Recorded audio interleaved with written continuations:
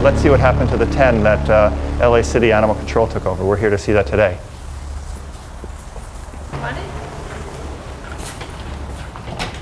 We had 30 dogs confiscated from the LAX airport.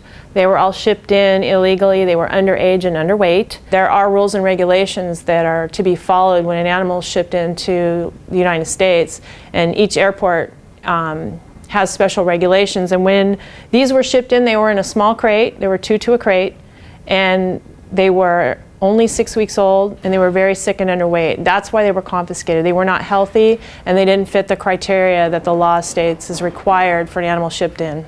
They were in the air 12 hours, probably minimum, sitting in an airport probably 4 to 5 more hours. So these puppies spent almost a day in transport in small little cages with no food and water. Several were sick. One of them actually had tested positive for an infectious disease called parvo. They all needed medical treatment. They all needed extra feedings, extra special care. Their bodies were just too small to sustain themselves. That's why they were red flagged, because when you, at the airport, when you peered into the crates, it was obvious the dogs were down. They were laying down, they couldn't stand.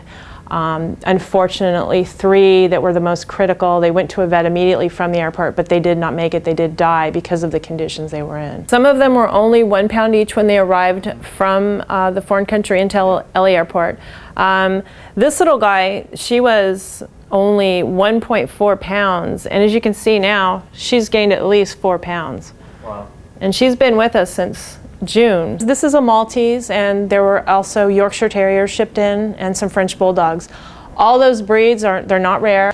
All of our 6 shelters have those breeds in them every day. So this is something you could have come into the shelter and purchased. These were a commodity. These were a financial business transaction. These were not these weren't going to loving homes by each individual. These were going to be a commodity, something they made money off of. They've been socialized by us. These dogs have been handled daily. Although they grew up in a shelter and a kennel environment, which isn't optimum, we tried to give them the best possible care we could in our situation. Again, they were handled constantly. They're really pretty spoiled. Right. They were groomed. They were, as you can see, she has her hair in a little bow.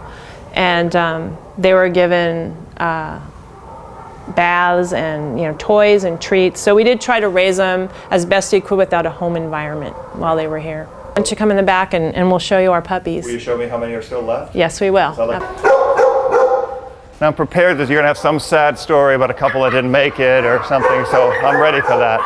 But I'll let you judge for yourself. Okay. Here they are. Okay, so the count starts now. This is 1. That's 1, 2, 3. Hang on, I'm losing count. We're going to hold you to this. 1, 2, 3, 4, 5, 6, 7, 8, 9, 10. 10. All 10 were saved.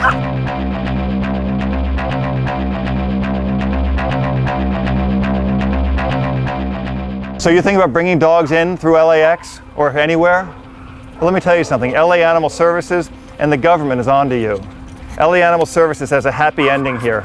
Each one of the 10 dogs that they were entrusted with is happy, completely healthy, totally socialized, and very, very ferocious, you can tell right here, and ready for a home. Not all stories have a happy ending like this.